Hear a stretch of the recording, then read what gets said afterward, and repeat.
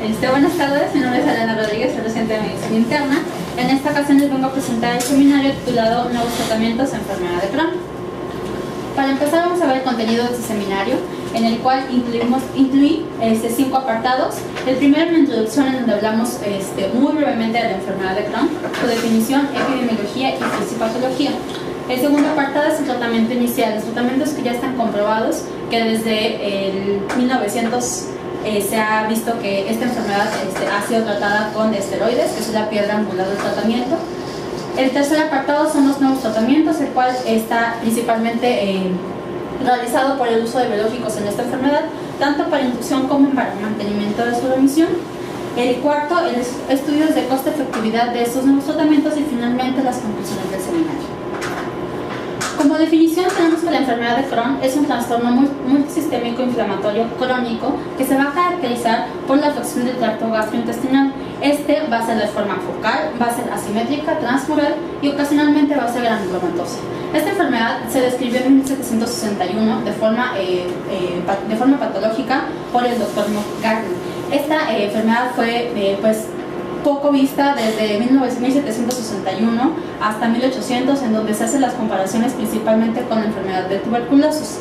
Hasta 1932 es cuando el doctor Crohn fue el que hace una descripción de una ileitis, una enteritis terminal, en donde describe de forma ya más detallada todas las características de esta enfermedad. Hasta entonces es cuando se empiezan a ver se empieza a ver como una entidad todas las manifestaciones que la enfermedad de Crohn pueden dar, y es cuando empieza a ver el auge de su tratamiento. En cuanto a su epidemiología, tenemos que esta es una enfermedad de jóvenes. La edad de inicio de la enfermedad es alrededor de los 20 y los 30 años. Hay una relación de hombre y mujer de 1 y 1, aunque hay algunas series en donde se ve una predilección por el sexo femenino de 1.7 a 1. Hay una incidencia de 5 casos por cada 100.000 personas, la cual ha sido documentada en Estados Unidos. Regiones como Canadá o Australia tenemos que hay una incidencia hasta de 16 o 20 por cada 100.000 personas año.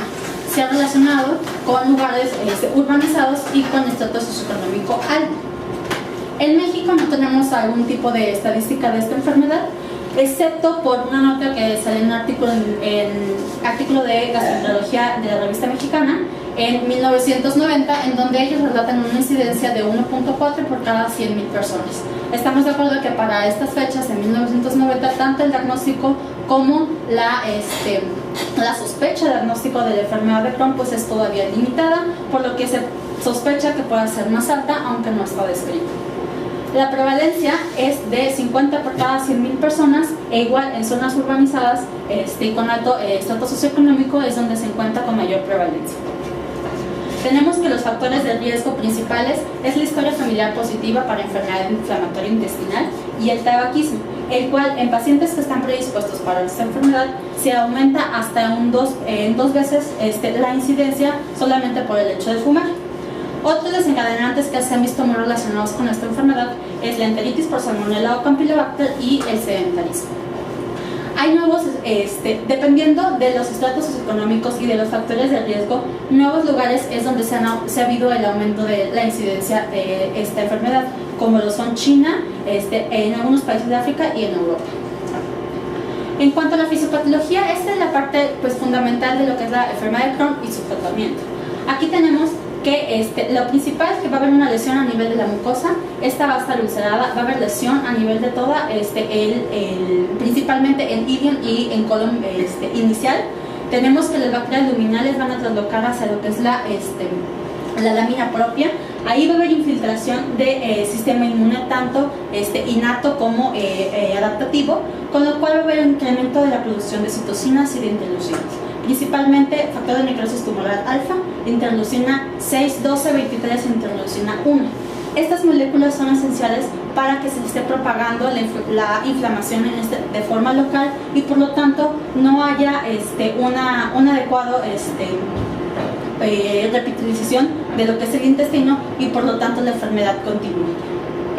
Principalmente la interleucina 6, va a actuar incrementando la permeabilidad y la entrada de las bacterias a nivel de lo que es la lámina propia, por lo tanto perpetúa la inflamación. Una vez que estas interleucinas son las que actúan, tenemos que hay un desbalance en cuanto a las citocinas, a las células T reguladoras y las células T que son las que van a efectuar la actividad. Tenemos que hay un predominio de TH17 y TH1, las cuales van a provocar mayor aumento de citocinas inflamatorias. Estas en condiciones normales son las que van a proteger contra los patógenos a nivel intestinal, pero si hay una sobreexpresión de estas células, van a provocar que la inflamación se perpetúe. Otro punto muy importante es el complejo de receptor de interleucina 23, el cual actúa a nivel del JAK-STAT3, lo cual provoca alteraciones a nivel genético y aumenta la producción de estas células efectoras, las cuales van a perpetuar la inflamación. Y finalmente, una de las moléculas muy importantes en tratamiento son las integrinas, las cuales la alfa-4 y la alfa-4 beta-7 van a ser importantes en esta patogenia, debido a que se expresan con mayor elevación en los pacientes con enfermedad de Crohn. Esto provoca que las células que están en los vasos sanguíneos hagan una mayor quimiotracción por el nivel de la lámina propia del intestino, provocando que haya mayor interacción de estas células inflamatorias, mayor acúmulo en la lámina propia y por lo tanto se vuelve a hacer un desbalance en cuanto a las células proinflamatorias y a una reacción benéfica para esta inflamación. Todas estas puntos importantes que les acabo de recalcar son los blancos moleculares para los cuales está trabajando la enfermedad de Crohn. Estos son de lo que yo les voy a hablar en este seminario, que son los nuevos tratamientos que pueden servir en esta enfermedad de acuerdo a cada uno de los objetivos en cuanto a la fisiopatología de la enfermedad. Una cosa muy importante es la escala SEDAI. Esta escala es la escala de actividad de la enfermedad de Crohn. Tenemos que van a ser 8 puntos que se van a tomar en cuenta, principalmente evacuaciones, dolor, sensación de bienestar, las complicaciones extraintestinales, antidiarreicos, si hay disminución del hematocrito y disminución de la masa corporal. Cada una ya está investigado cuáles son los factores de impacto para la actividad de la enfermedad. Se van a hacer la multiplicación por su factor y vamos a tener el total para ver el índice de actividad de la enfermedad. Este va a llevar de un punto de 0 a 600 aproximadamente, y se va a considerar que hay una remisión de la enfermedad cuando esta está por debajo de 150 puntos. Una enfermedad leve de 150 a 220, moderada de 120 a 450 y severa mayor de 450. Esto es importante que lo reconozcamos porque es lo que se basa tanto para la selección de pacientes, ver en qué estratos se encuentran cada uno, como para la respuesta clínica. Tenemos que el tratamiento inicial, como ya les había comentado, la piedra angular va a ser la prednisona. Para inducir a la remisión de la enfermedad, se ha demostrado que la prednisona a dosis de 40 a 60 miligramos cada 24 horas o hidrocortisona 100 miligramos cada 8 horas tiene una inducción de la remisión de hasta un 65%. Se han utilizado otras moléculas como la budesonida, que tiene un menor efecto que en comparación con la prednisona, pero las complicaciones por los efectos sistémicos de la prednisona son mucho menores con la budesonida, por lo que esta molécula también está aprobada para inducción de la remisión. La sulfasalacina y el methotrexate tienen una menor evidencia, pero aún así están permitidas para la inducción. En cuanto al mantenimiento, una vez que se haya logrado mejorar la actividad, esto regularmente se considera una reducción del CDI de entre 70 y 100 puntos, se utilizaría la budesonida a una dosis de 9 miligramos por día, la azathioprina o la 6-mercaptopurina. Esta, por los efectos adversos, es considerada como de segunda elección después de la azathioprina. Esta azathioprina tiene una acción lenta cuando se utiliza junto con la prednisona y aparte tiene una tasa de remisión de un 40%, por lo que todavía nos queda aproximadamente un 30% de todos los pacientes que no van a responder a ninguna de esas terapias. Es aquí donde inicia el tratamiento con las nuevas terapias, el uso de biológicos. La primera molécula que se identificó para el estudio de la enfermedad de Crohn es el infliximab. Este es un antagonista del factor de necrosis tumoral alfa, el cual se une al receptor de la célula, provocando que haya disminución de la efectividad de la célula y por lo tanto de la inflamación. Este estudio fue publicado en el New England en el año de 1997. Fue el primer estudio en donde se utilizó el infliximab para remisión de la enfermedad. En este estudio fue un estudio aleatorizado doble ciego, en donde se incluyeron pacientes que tuvieran una moderada actividad de la enfermedad, sin respuesta a esteroide y con uso de aminosalicilatos por al menos 8 semanas.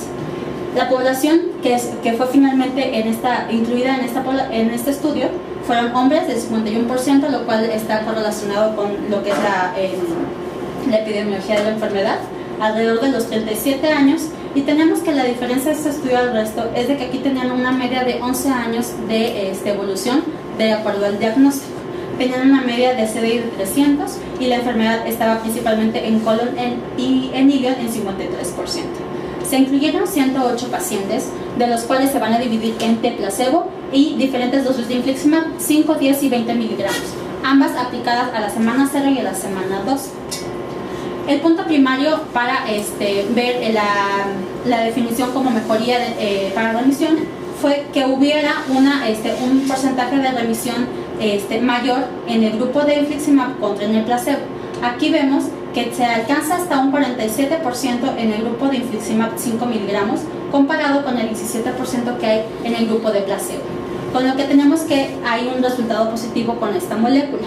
Los eventos adversos mayores al 10% fueron eventos adversos leves, como cefalea principalmente, y hubieron igual cantidad tanto en placebo como en infliximab, logrando que esta molécula fuera aceptada un año después, en 1998, por la FDA para inducción a la remisión. En cuanto al mantenimiento, tenemos que en 2012, 5 años después del primer estudio, se probó esta molécula, el infliximab, en el estudio ASCEND para el mantenimiento de la remisión. Aquí se incluyeron más o menos el mismo tipo de pacientes. Tienen una media de diagnóstico de 7.9 años, lo cual sugiere que ya hay nuevos tratamientos y que se están haciendo aplicados.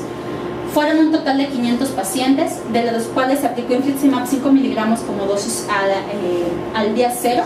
Después se aleatorizaron los pacientes que tuvieran respuesta clínica evidente, que fue un CDI menos de 70 del basal, y se dividieron aleatoriamente en placebo, infliximab 5 miligramos e infliximab 10 miligramos cada 8 semanas.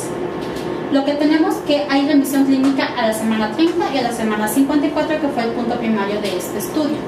Tenemos que de aquí, el grupo placebo, hay una efectividad en remisión, el porcentaje de remisión de un 21% comparado contra un 9% a la semana 54, que si vemos comparativamente en la fila de lo que es placebo, infliximab 5 y 10 miligramos, hay una diferencia significativamente mayor, haciendo mejor el uso de infliximab en estos pacientes. Se hizo la aplicación de infliximab cada 8 semanas, se aplicó hasta la semana 30, y de la semana 30 a la 54 solamente se estaban observando esos pacientes, viendo que aún así continuaban en remisión la mayoría de estos, por lo cual vemos efectos adversos graves. Fue igual en el grupo placebo que en los grupos de infliximab, y las infecciones graves también. En este grupo, ya una vez que se siguió hasta casi un año, solamente se encontró un caso de tuberculosis en los pacientes que tuvieron el grupo de infliximab.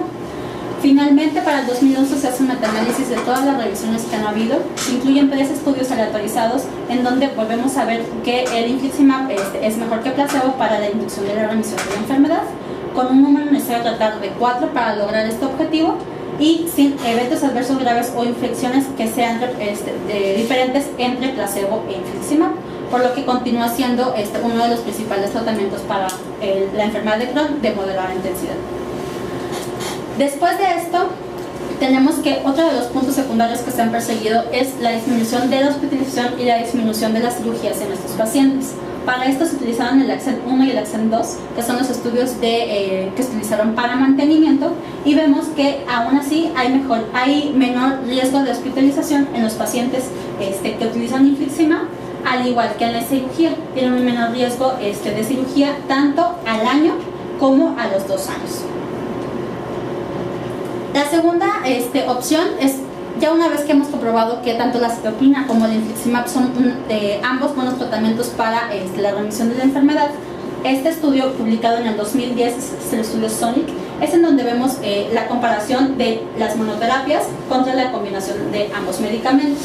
Se utilizaron la misma característica de la población, 2.3 años de diagnóstico, vemos que cada vez se están haciendo más pronto la utilización de los biológicos en nuestros pacientes, y del tipo, tanto en hombres y mujeres como la edad promedio, fue muy similar. De esto se utilizaron 508 pacientes, se dividieron de forma similar entre azathioprina, infliximab o combinación de estos dos medicamentos. Tenemos como desenlace principal la remisión clínica libre de esteroide a la semana 26, en donde vemos que la combinación de estos dos medicamentos es mejor, estadísticamente significativo, tanto como para la monoterapia con infliximab como con la terapia con azathioprina. Los eventos adversos graves realmente han sido más en el grupo de azathioprina, y aquí es donde hemos encontrado pacientes, documentaron 2 casos de cáncer de colon y una muerte por sepsis, y en infliximab solamente el caso de una tuberculosis. Por lo que finalmente la combinación de ambos tratamientos se da como una buena estrategia para el tratamiento. La siguiente molécula es el adalimumab. Ese también es un antagonista del factor de necrosis tumoral, el cual se hizo su primer estudio en el 2006, en donde se utiliza para inducción a la remisión en el estudio Classic 1. Igual tenía los mismos, el mismo tipo de población. Este tipo de población, aparte, se les excluyeron a los que hayan tenido el uso de infliximab previo, y vemos que tenían más o menos un índice de actividad parecido a los estudios previos. Aquí vemos que son 300 pacientes, se aleatorizan contra placebo, adalimumab a diferentes dosis, 40, 80 y 160 miligramos, en 2 ocasiones que se infunden, al día 0 y a la semana 2, y ahí se infunde la mitad de la dosis que se obtuvo en el primer turno. Su punto primario fue la remisión a las 4 semanas, en donde vemos que el placebo obtuvo una remisión de un 12% contra la dosis de adalimumab de 160, siendo estadísticamente significativo la diferencia entre ambos. Los eventos adversos y las infecciones graves fueron similares en ambos grupos, pero en el grupo de adalimumab se presenta un mayor número de infecciones, principalmente sepsis, y 2 de estos pacientes fallecen. En pacientes que ya hayan tenido inducción con infliximab y que esos hayan tenido falla, tanto que no hayan tolerado el medicamento como que hayan tenido falla a la inducción de la remisión o que hayan perdido esa remisión, se incluyeron en este estudio. Es un estudio aleatorizado doble ciego, en donde se hace el tratamiento con adalimumab contra placebo para inducción en pacientes que hayan fallado a infliximab. Vemos que el valor medio de SDI es menor en los pacientes que utilizaron adalimumab, y en su punto primario fue el porcentaje de la remisión, donde vemos que es mejor el adalimumab contra el placebo. Aunque cada vez que vemos en los estudios que se hacen posterior a la falla de infliximab, que es el medicamento de primera elección, vemos que ya las remisiones cada vez son menores. Y aquí empieza a discutirse si es mejor continuar dándole más biológicos a estos pacientes contra los efectos adversos que pueda tener, la mejoría en cuanto al placebo y aparte el costo de estos medicamentos. Para el 2011, este mismo metaanálisis incluye el adalimumab 3 estudios controlados, en donde vemos que es mejor que el placebo. En cuanto al mantenimiento, estos pacientes que tienen 4 meses con medicamento estable, se utilizaron alrededor de 700 pacientes. De estos se dieron las dosis de inducción ya comentadas en el estudio previo, y después se utilizaron para seguir el mantenimiento, adalimumab cada semana o cada 2 semanas. Como vemos en su reporte de su punto primario, vemos que la remisión a las 26 semanas y a las 56 semanas, vemos que sigue siendo mejor adalimumab contra placebo, pero entre las 2 dosis de darlo cada semana, cada 2 semanas, no hay diferencia entre ellos, por lo cual se autoriza la dosis de adalimumab cada 2 semanas para continuar el tratamiento y continuar con la remisión de la enfermedad hasta un año. Esto es seguro, sin efectos adversos graves diferentes con respecto al placebo, y tampoco encontramos solamente que aquí había mayor riesgo de infecciones tipo neumonía, pero no estadísticamente significativo con el grupo placebo. Al igual que el infliximab, el segundo punto que se busca es la hospitalización y la cirugía. En este estudio vemos que es una continuación del estudio CHARM, que es el de mantenimiento para adalimumab, y vemos que el riesgo de hospitalización a 3 meses y el riesgo de hospitalización a 12 meses es mucho menor en los pacientes que reciben adalimumab, con lo cual también disminuye el riesgo de una cirugía mayor, estadísticamente significativo, por lo cual continúa siendo una molécula que se utiliza hasta estos tiempos. La tercera molécula es el certolizumab. Al igual, es un anti-TNF-alfa, el cual la diferencia es que solamente es un fragmento pegilado del anticuerpo monoclonal humano, el cual se utilizó tanto para inducción como mantenimiento en el estudio PRECISE en 2007. Vemos el mismo tipo de estudio de población, pacientes con enfermedad moderada. Se utilizaron 662 pacientes, se dividieron entre placebo y certolizumab. La certolizumab a una dosis de 300 miligramos se le daba tanto en el día 0, la semana 2, 4 y 6. Y vemos que en este estudio lo que utilizaban como punto primario ya no fue la remisión de la enfermedad, sino la disminución de un CDAI de 100 puntos respecto al basal, el cual ellos lo consideraban como una mejoría clínica. Vemos que aquí fue un 35 con un 27% en el grupo placebo, siendo estadísticamente diferente, dándole beneficio a esta molécula. Sin embargo, cuando vemos su análisis secundario en cuanto a remisión, es similar los resultados, tanto el 22 como el 17%, poniendo en duda la efectividad de esta molécula. No hubo eventos adversos graves o infecciones diferentes entre ambos grupos, y en este estudio vemos que hay aumento de infecciones por Clostridium en los pacientes que utilizaron certolizumab. Después de esto, que el conflicto tanto en inducción de la remisión como en mejoría clínica, se hace este metaanálisis en donde se incluyen a los 3 estudios. Vemos que certolizumab es mejor que placebo, pero si podemos observar el estudio anterior, que es el que comentamos, es el que tiene mayor peso en este metaanálisis, por lo cual realmente se puede volver a poner en duda si este medicamento tiene una efectividad segura y que aparte pues, sea costo-beneficio conforme a esta enfermedad. Finalmente, la última molécula aceptada por la FDA es el vedolizumab. Esta es una integrina alfa-4 beta-7, el cual hace que no haya disminución de la migración linfocitaria a lo que es la lamina propia. En este estudio fue realizado, publicado en el New England en el 2013, en donde vemos que aquí sí se incluyeron pacientes que tuvieran falla anti-TNF, siempre y cuando no se utilizaran en los 3 meses previos. Y el número de pacientes con infliximab previo fue del 61%. Aquí se incluyeron 368 pacientes y se dividieron 3-2 en cuanto a placebo y vedolizumab. La dosis de vedolizumab fue de 400 miligramos, dado al día 0 y a la semana 2. Tenemos que sí hay disminución de la actividad de la enfermedad con el vedolizumab contra placebo, sí hay diferencias con respecto a la remisión, pero volvemos a lo mismo. Estamos viendo la diferencia de los números, que es muy poca. Estamos un 7% de remisión con placebo y un 14% de remisión en todos los pacientes dándoles esta molécula, por lo cual su número necesario total aumenta, pero aún así vemos que el efecto clínico es realmente muy pobre con esta molécula. No hay diferencia entre efectos adversos graves, y esta molécula es aprobada en mayo de este año para el tratamiento, aún con estos resultados.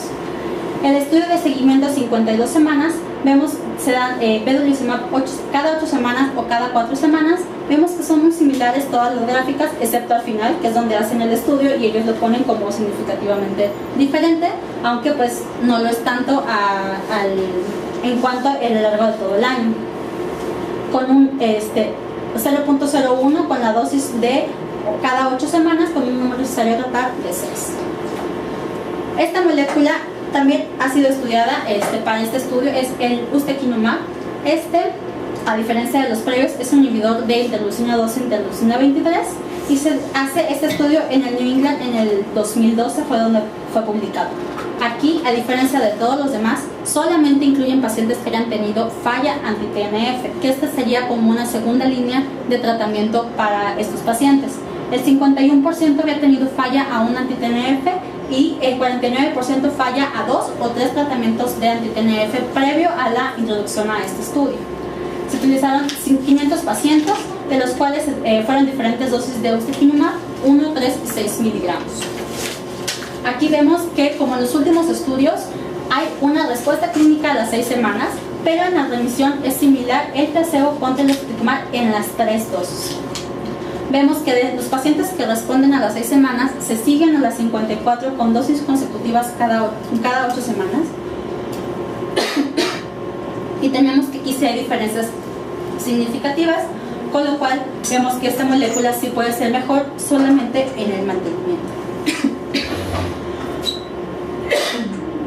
Las infecciones y los eventos adversos graves realmente fueron muy similares e incluso con tendencia a ser mayores en el grupo placebo, más que nada por la exacerbación de la enfermedad y por padecimientos como sepsis y el fallecimiento de uno de los pacientes. Las siguientes moléculas que les voy a presentar, esas realmente ya su efectividad está como que muy debatible. En este tenemos al natalizumab. Esta es una molécula que es una antagonista de la alfa-4 integrina, en el cual en el 2005 se publica esta como inducción y mantenimiento. Su punto primario fue su remisión a los 10 semanas y vemos que no hay diferencias significativas contra placebo. Un poco curioso, 2 años después se publica este nuevo estudio que es el ENCORE, en donde se incluyen mayor número de pacientes, pero hay una pérdida de un 25% de su muestra total. Aquí sí vemos que hay una diferencia significativa haciendo a favor del uso de la molécula natalizumab. Se hace un estudio comparado, un metaanálisis en donde se incluyen a todos sus pacientes y como vemos sí es un poco dudoso el resultado. Ellos nos dicen que sí es bueno utilizar esta molécula, pero si vemos el mayor número de pacientes están incluidos en los estudios que tienen poca fidelidad por el número de pérdidas que tienen de esta molécula. El etanercept, otro anti-TNF, pues realmente si lo vemos contra placebo, el placebo es mucho mejor que la molécula. Hubieron mayores efectos adversos, hubieron mayores número de sepsis en el grupo con etanercept, por lo cual pues ya no continúa siendo de importancia. El fontolizumab, esta es una molécula que es un anticuerpo dirigido contra interferón gamma, la cual está estudiada en fase 2. Vemos que todas las dosis que se incluyeron en ese estudio pues fueron muy similares a la de placebo, con lo cual pues no pasa de ser un estudio de fase 2 y se abandona el estudio de esta molécula. El secukinumab, esta es una antiinterleucina 17A. Este estudio fue publicado en el GOT en el 2012, en el cual vemos que tampoco es diferente el secukinumab contra el placebo. Aún así, todas estas moléculas cada vez son más elaboradas, cuestan más y cada vez la diferencia con el placebo es mucho menor, y por lo tanto la efectividad clínica pues está siendo dudosa en estos pacientes. El último, interleucina 12, otro que tiene unos resultados pues similares a placebo, por lo cual tampoco se ha continuado el estudio con esta molécula. Finalmente tenemos 2 moléculas las cuales son las más recientes. Este es el SMAD7. Esta es una molécula la cual hace que se bloquee el factor de crecimiento de transformador beta, el cual hace de forma antagoniza la respuesta benéfica al paciente, por lo cual si se bloquea esta unidad hace que haya disminución de la inflamación. Este es un estudio fase 1, el cual solamente nos dice que el medicamento es bien tolerado y está publicado en el 2012. Todavía falta que pues sigan haciendo más estudios con esta molécula. Y finalmente tenemos el tocilizumab, que este es un anti-interleucina 6, el cual ha sido muy bien estudiado en pacientes con CUSI. En CUSI sí se ha demostrado que esta molécula es muy importante en la fisiopatología de la enfermedad, pero no tanto en la enfermedad de Crohn. Por eso es de que este estudio fue publicado en el 2004, es un estudio piloto, en donde se ve o simula que puede haber un estudio, que puede haber una mejoría en el paciente utilizando tocilizumab, pero estamos de acuerdo que es un estudio piloto en el cual todavía tiene que haber estudios subsecuentes a en donde nos indique si realmente o no funciona. Como les comento, esa es una molécula que ha sido de una eficacia mucho mayor en pacientes con CUSI y no con Crohn. Y finalmente tenemos el costo-efectividad. ¿Qué es lo que pasa con estas moléculas? Tenemos este estudio que fue publicado en Canadá, el cual se hizo en un solo centro con infliximab. Se hizo el costo del paciente, los dólares por paciente por año, 2 años antes de que empezara con infliximab y 2 años después de que empezara con infliximab. Estamos de acuerdo que hay disminución en la hospitalización, el cual ya se había comprobado. Hay disminución de la hospitalización, hay disminución de los gastos que esto genera, pero no siendo significativamente en cuanto a los costos. Vemos que las consultas después de que se inicia infliximab aumentan significativamente, aumentan el costo y se diferencia.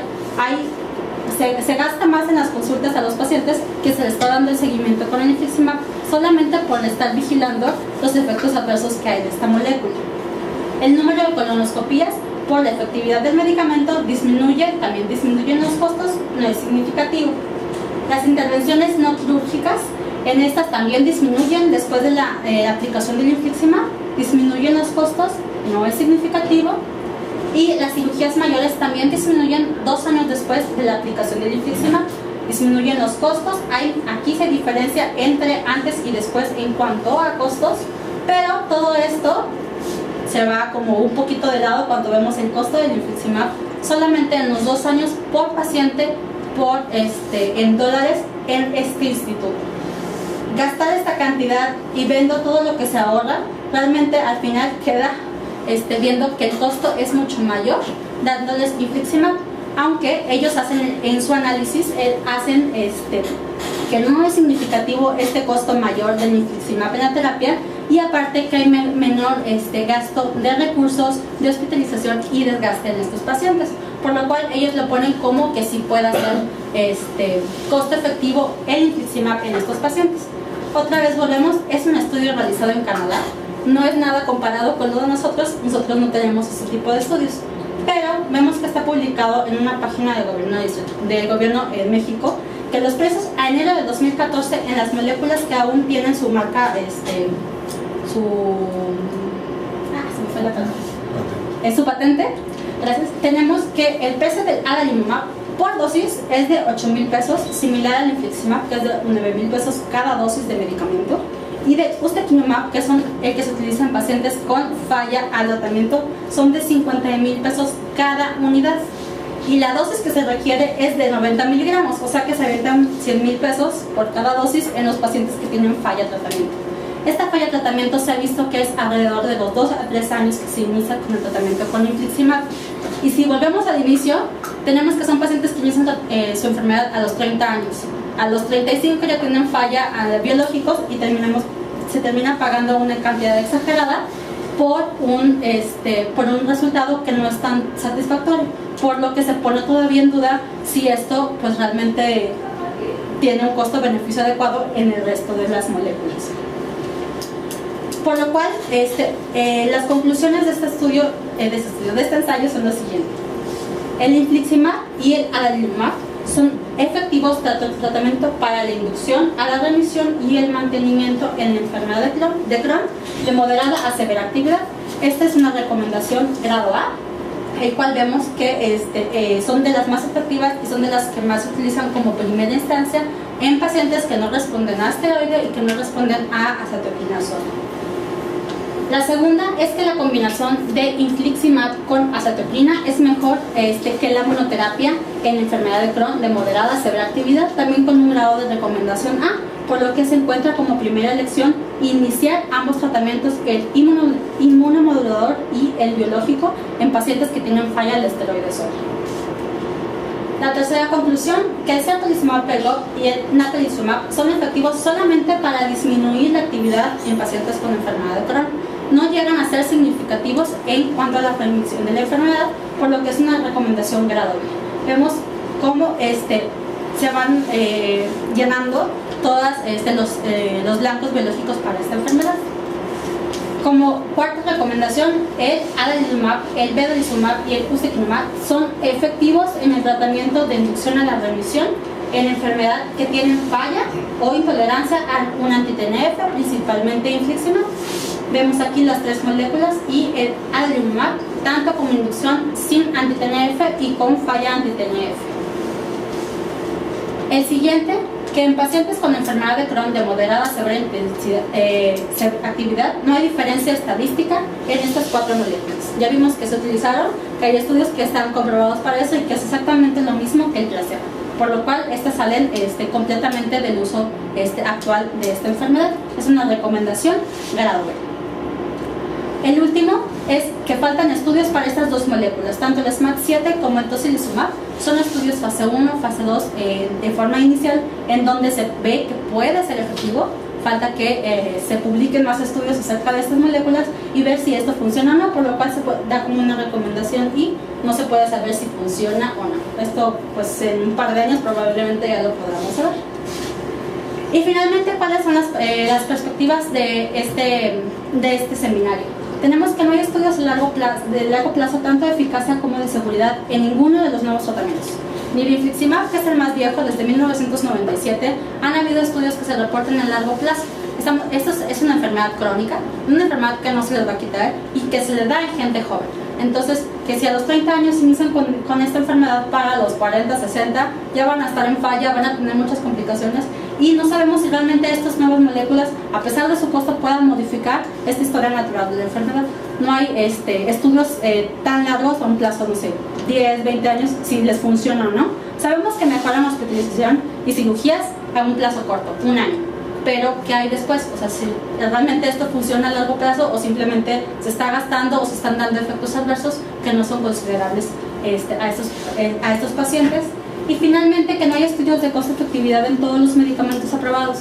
Entonces, cada vez que hay falla en un biológico, el siguiente tiene una efectividad mucho menor. Tenemos que la última tiene una efectividad del 14%, aunque es estadísticamente significativo, clínicamente pues es de considerar. Y eso es todo de lo que es el intestino y por lo tanto la enfermedad continua.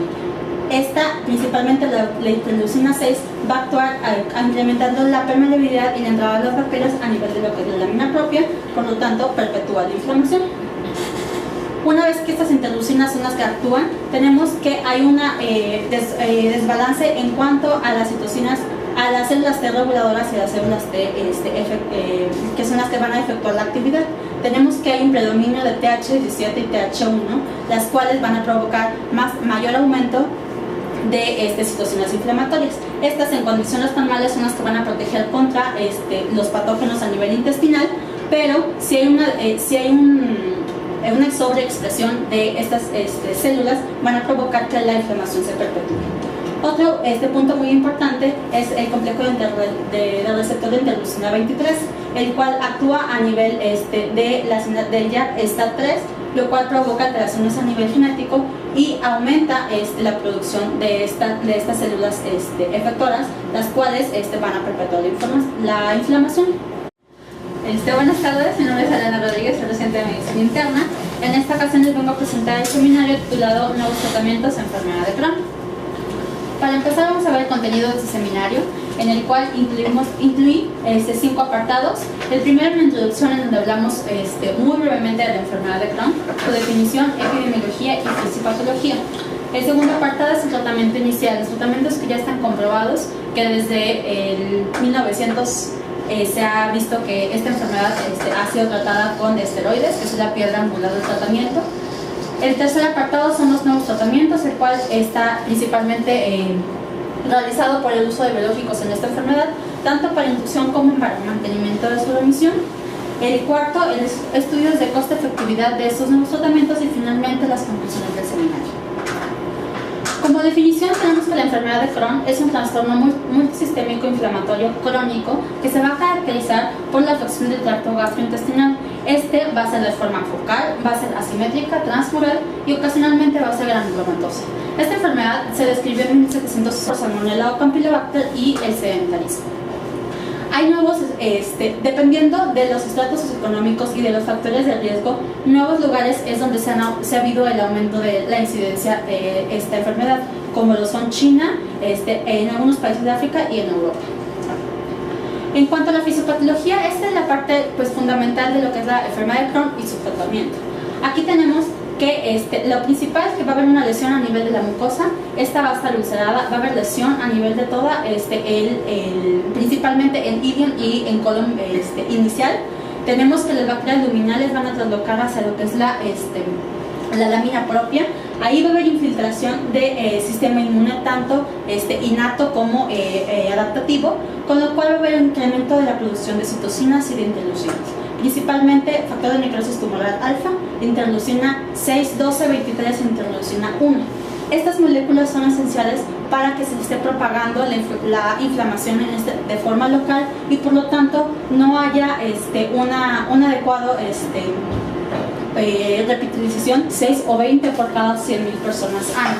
Se ha relacionado con lugares urbanizados y con estrato socioeconómico alto.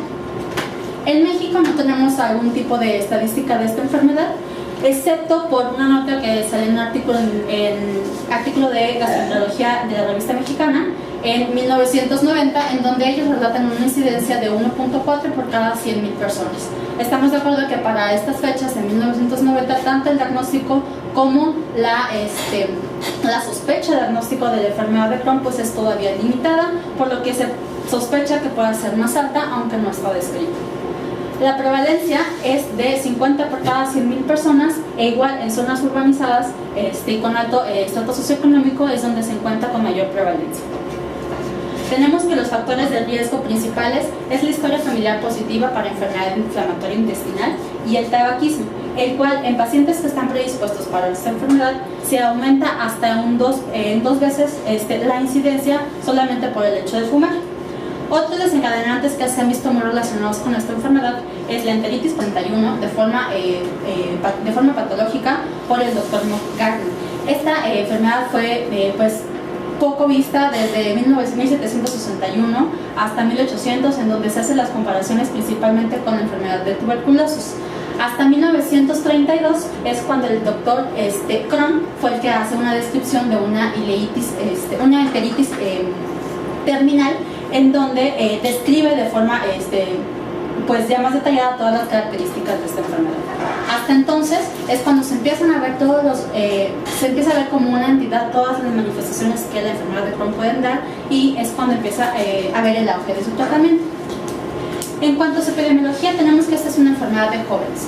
La edad de inicio de la enfermedad es en alrededor de los 20 y los 30 años. Hay una relación de hombre y mujer de 1 y 1, aunque hay algunas series en donde se ve una predicción por el sexo femenino de 1.7 a 1. Hay una incidencia de 5 casos por cada 100.000 personas, la cual ha sido documentada en Estados Unidos.